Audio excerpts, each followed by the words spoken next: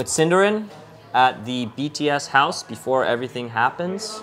You were here last year, right? No. Okay. Should have done my research a little bit better. But, this is my first summit. Okay. What have you noticed about the summit this time? You've been here for a day.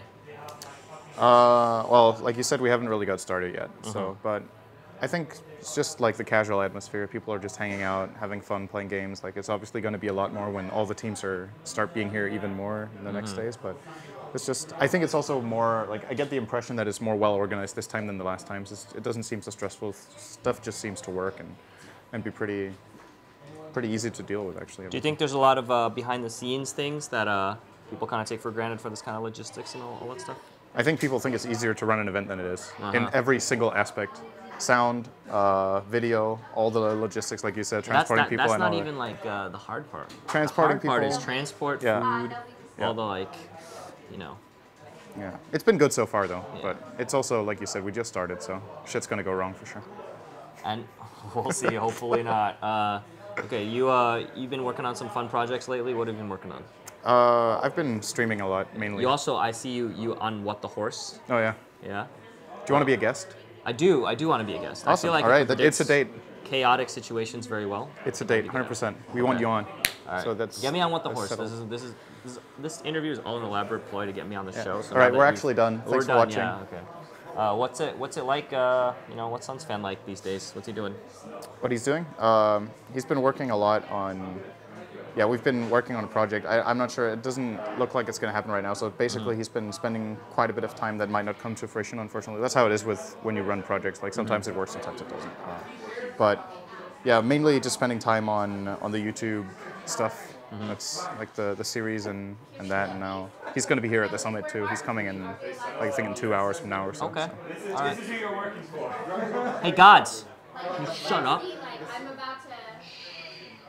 There you go. Perfect. We're in the middle of an interview. I'm just kidding, man. But we are. Well, we are.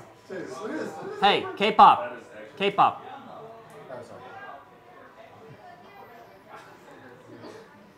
That is incredible, his outfit. He really needs to come on camera. We can cut this. You want to come in camera for a second? Sure. Okay. Because he's very excited about this. What is that? It's a Gigabyte. Leader in motherboard innovation. Leader in motherboard innovation. Why do you have that? Gigabyte gave it to us. You have a helmet? Can you see the helmet? Oh my god. What are you going to use that for? I'm going to produce like this, I think. It might get really dangerous back there. Okay. All right. Thank you. You're welcome. That is all K-pop. When we start throwing food, he's got a helmet. That's an advantage. So with I'm just gonna roll right into the next question. Whatever. Like we're probably just gonna cut that whole thing out anyway. What So now that the majors have been announced and stuff, do you feel that there's some risk that the smaller tournaments that might get cut out? Just like in the sense that there might be any support, viewers, teams willing to play and that kind of stuff. Like, for example, you got like Dota Cinema runs a captain's draft. You feel that that's going to still be able to do? Yeah, I think so. I think the main. I get the way I look at it right now is that the Masters brings like more of a linear timeline through the entire year. Yeah, the Masters, right? Okay. The Masters series, I guess, or whatever we call it, right? There's 3 Masters and there's the Internationals, the 4th. Okay. So it brings more continuity to the year. It's easier to follow it as like a casual fan. If like the way I can take it from my own experience, like I don't watch a very big amount of CS:GO, but I really like watching CS:GO. And when the Masters are on, that's like you want to watch the Masters, right? Those are the big tournaments. So it's like it's a good way of spreading things out a little bit more in the year instead of having this one focal point. You now have 4. The teams are going to be more stable and try more to like stay together and make things work because of there's going to be some limited transfer windows or something like that, I think. So it's like it seems like a pretty good setup. I don't think the other tournaments will be hurt that much because ultimately what seems like is in the cards is that already established tournaments will be taking the Master slots. So we don't get more tournaments as such, but they get like more spotlight. They'll get more. Yeah. They'll get more compendium money. Yeah, sure. Like they get the immortals and stuff. They're going to be bigger, but that doesn't necessarily make the other tournaments smaller. It makes them smaller relative to the Masters, but relative to each other, they're still going to be like big tournaments. And as long as the prize money is significant, I think the teams are going to care anyway. So. And you think there'll be less transfers? I think there might actually be more. You think there's going to be more transfers? Because then, now you have 4 transfer periods instead of 2. That's one way of looking at it. Post the way I look, the way post TI, I could see that the first Masters period just be like, look, why don't we just try and like.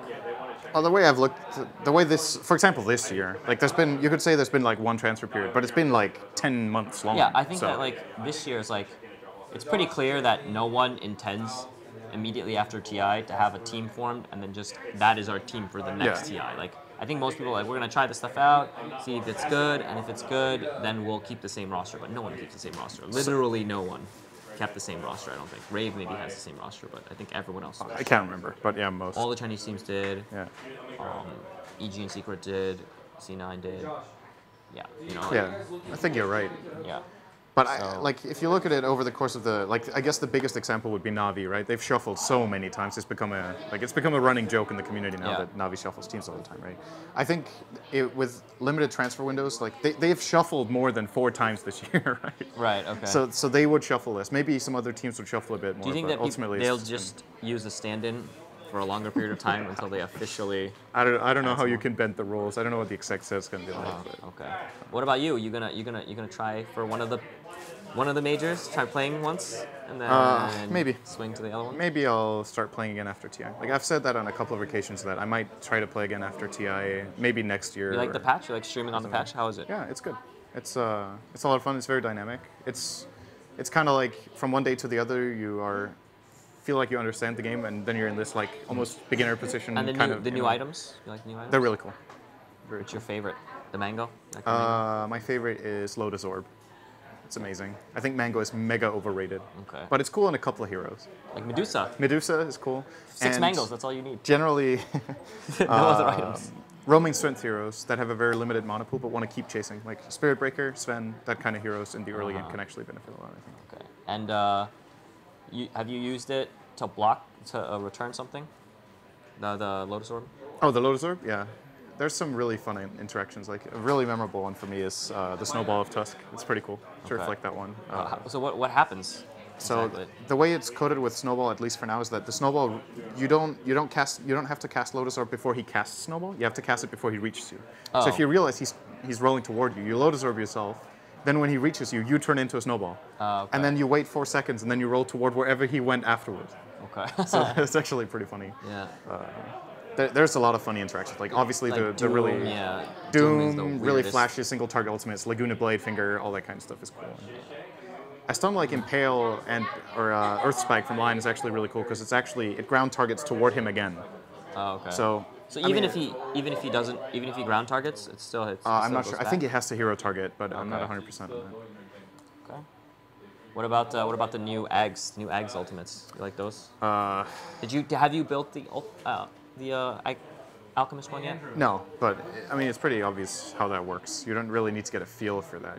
Have It's you ever just- been bestowed one? No, I haven't Wow. either. Okay. You But- need someone to bestow you one at like 10, 11 minutes. That's Play Tiny. living the life, man. No, Zeus. Zeus or Tiny. And then you yeah, get a stuff like refresher. I saw that video. The refresher eggs at 13 minutes. It's ridiculous. I feel like it's absurd. Like I don't like the Alchemist one so much. I think Legion Commander's Aghanim upgrade is the worst the game has ever Yeah, had. it's kind of It's awful. It's the worst axe upgrade it's for a any joke hero. one. But like, I mean, the gyro one's kind of bad too. Yeah, it has some applications though. Like I feel like Legion Commanders is so extremely situationless. Like when would you ever get this over a valuable item? Like, how often do you find yourself in a situation where, damn, I wish I could duel 5 more seconds to kill the target? Like I then think you would buy a should- no, damage no, no, item I instead think and it win should the be- duel on it should time. be Right? global duel. Yeah, but- No, look, hear me out, okay? You can cast it anywhere on the map, okay? And it still lasts only 5 seconds. But you start running towards each Yeah, other. you just start running towards each other. What kind of a duel is that? You start running towards each other, and then after 5 seconds, you stop. So you basically get an axe upgrade, and then it's a cowardice ultimate, where you like start, and then you don't want to duel after all. It's like, Well, no, it's like if they run towards wherever you are Yeah. for 5 seconds. So it's a global 5-second running disable. That can't be disables unfair. I don't know. That can't be unfair. You just see some like the enemy carry farming, and all of a sudden they're just disabled. I want to see for some 5 plays seconds. where you do that and you get them like stuck on a cliff. Yeah, exactly. You like calculate. That's good. I don't know. This still sounds pretty bad. I mean, the meta right now is everyone's like raving about it. It's like amazing. But you think in a month people will start complaining? It'll be like 6.83 where it's just like 3 heroes get picked a lot and I think they would complain if Legion Commander gets a global ultimate. I actually think Okay. that, All right. Yeah. on thank second you. thought, it's pretty broken. Yeah. All right. Okay. Actually, But right now, you think there's gonna be is there a sniper of this patch that hasn't happened yet?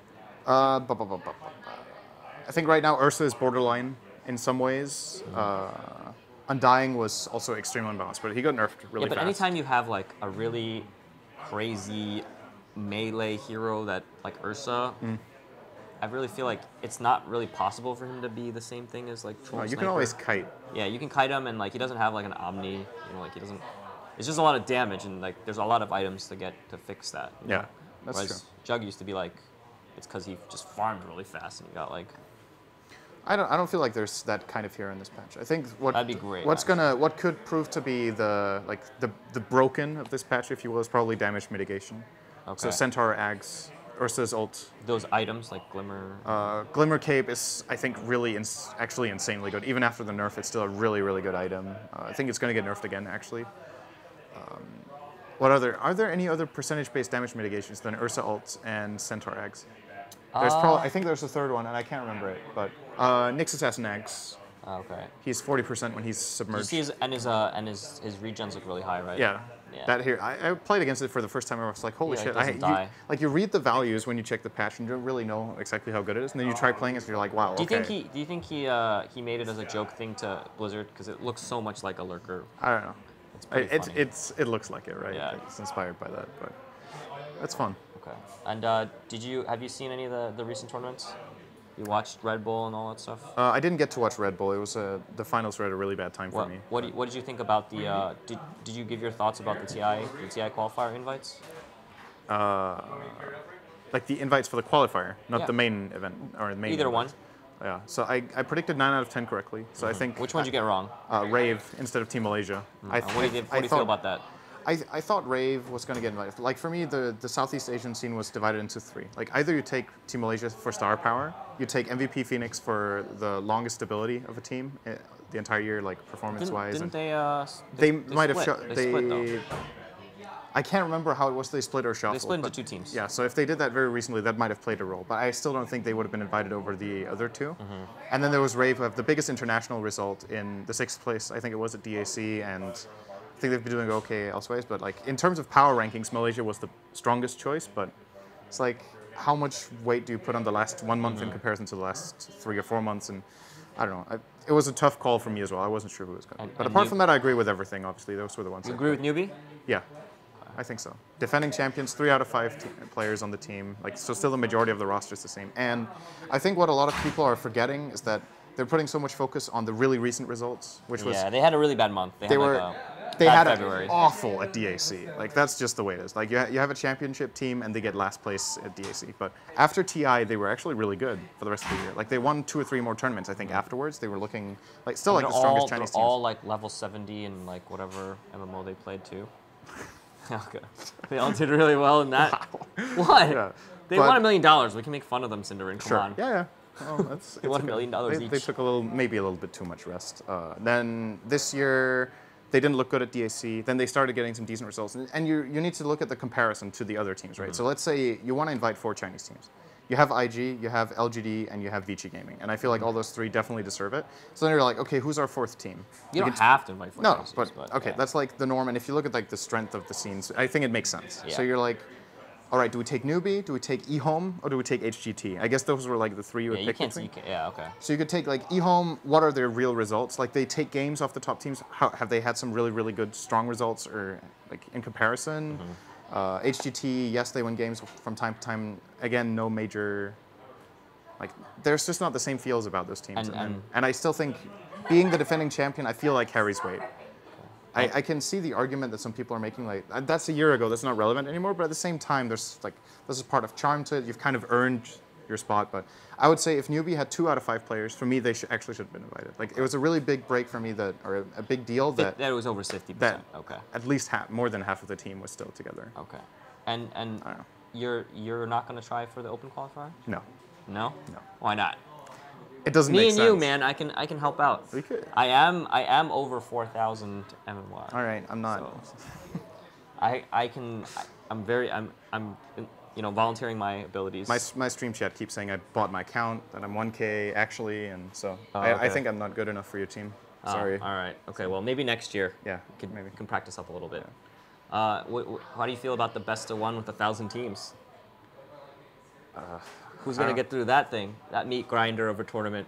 It's actually super unpredictable. That's the crazy thing. What if just one team just comes up with some crazy 6.84, early Roche strat or whatever that they just do every game? Who are the favorites right now? So the only region that I really know more of the lower tier teams is Europe, right? Yeah. It's like Burden are in the qualifiers. Yeah. So I think there's Balkan Bears. I mean, it's just so scary for all of them because it's like they could lose to a random team. They could lose to either it's not like any of those teams are just guaranteed to win against anyone else. You're looking at who the favorites are in the European region, for example. And you know who has the most they pressure. could just lose one game. You know what team has the most pressure? Face it. That team has the most pressure. They actually have a team? No. Their administrative team. Oh, I see. Yeah, okay. Because this is their make or break moment, right? Yeah, that's true. They screw this one up, problems, but they pulled this off. It's amazing. It's good. Well, the Pro League has been good, so at least they've done that. Yeah, I mean, they're going to have, I don't know, they're going to have 500 games going at once. Like they're all played at the same time? The qualifier? It's a 2-day qualifier. Yeah, so every single round starts at the same time. Maybe. So, okay. They could, maybe they spread it out, but then it's 250 games at a time. Yeah, yeah, that's basically round 2. And so that's what round 2 they're under the most pressure. And then in North America, I'm sure there's some random team will win. Yeah. I really don't know. Like, for me, there's obviously some favorites in Europe, but with best of one, it's single elimination the whole way, right? Yeah, single elim and best of 3 in the semis. Anything can happen. So. It would be really cool. For me, it would be awesome. The Cinderella story. It would be really cool if there's a team that no one knows and they get through. Mm-hmm. And then the chance for them to actually win the European qualifier, which is super packed, is extremely low. They do get a lot of experience. It would be cool if they just just get a decent result. Like if they take 1 or 2 games off. Let's just say a team goes through the open qualifier and actually manages to beat like Alliance, for example. That would be a really cool story. No, win the EU qualifiers. Yeah, if they win the whole thing. Yeah, sure. Okay, that would be a story. Yeah, that's really unlikely. Do you know if that happened, how many people would try that the next year? Apparently, when Jo went to Rave, the players were 4K. And more. And he trained them up from 4K. That's what he said. And he says he has more respect for 4K players now. So I could be the next Chrissy or something. You strike me as a prodigy, actually. Yeah, my ability to play, support, and feed is amazing. So I understand your position. Okay. I have experience with that too. Okay. All right. So we interview every single event, so we just talk about random stuff, and that's what we've done this time. It's apparently our thing. Yeah. So the next time I see you might be, maybe we got something for TI qualifiers, maybe not. Maybe I'll see you then. Maybe I won't. But if not, hopefully we'll see each other at TI. Though we don't even know if I don't even know if I'm going to TI. But there's also events before TI. Maybe. Oh yeah, ESL. There's also DreamHack. I don't know if you're going to any of those, but I don't think I'm going to DreamHack. I think I'm going to ESL though. Okay. So I'll see you there. But still a long event. So you give me your pick, and then we'll end the interview. For the win here. Oh, here. Yeah. Whew. I was pretty confident a week ago that VG Gaming was the strongest team in the world. Now they kind of got owned by Empire. They got empired. But Empire, I don't know. It's hard to say. I still feel like they're super strong. If I had to pick one team, I would still take VG Gaming. Okay. All right. So you stay in the course. All right. Less confident than before. Okay. Give me your shoutouts. My shoutouts. Suns fan is going to be here soon. Okay. Ryo Boros, you get a shout out for your awful wave and your laugh. Yeah. He really wants a shout out. Yeah. This is. How's it going? That was amazing. Pathetic. He's giving his shout outs and you're like trying to motion for him to give. Okay. All right. And give me a call out. Call out Arteezy. Arteezy for what? For existing.